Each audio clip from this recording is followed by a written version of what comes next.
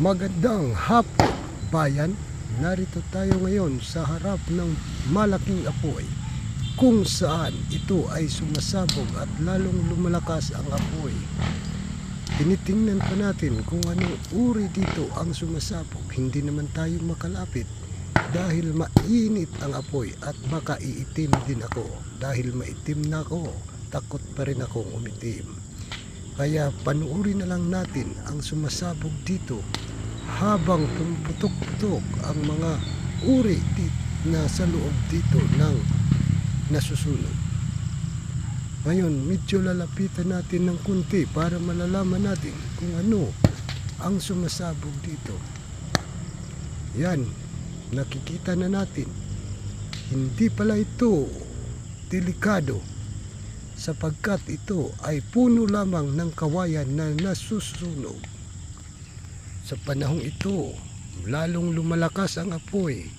Tumatawag na sila ng doktor para mapigil ang paglakas ng apoy. Hindi naman dumating ang doktor, kaya tumatawag sila ng security guard para mapigilan ang pagkalat ng apoy dito sa puno pa rin ng kawayan. Narito ang ulat report mula dito sa kinaupan ko dahil nakaupo ko.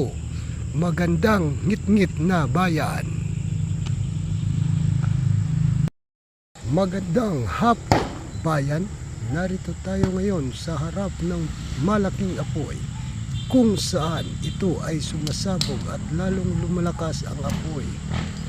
Tinitingnan pa natin kung anong uri dito ang sumasabog. Hindi naman tayo makalapit dahil mainit ang apoy at baka iitim din ako. Dahil maitim na ako, takot pa rin akong umitim. Kaya panuuri na lang natin ang sumasabog dito habang pumuputok-putok ang mga uri na sa loob dito ng nasusunog.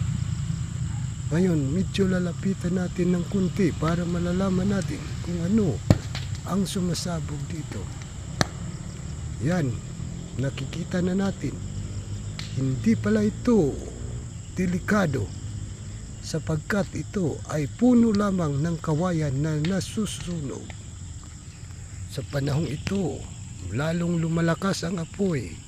Tumatawag na sila ng doktor para mapigil ang paglakas ng apoy. Hindi naman dumating ang doktor, kaya tumatawag sila ng security guard para mapigilan ang pagkalat ng apoy dito sa puno pa rin ng kawayan. Narito ang ulat.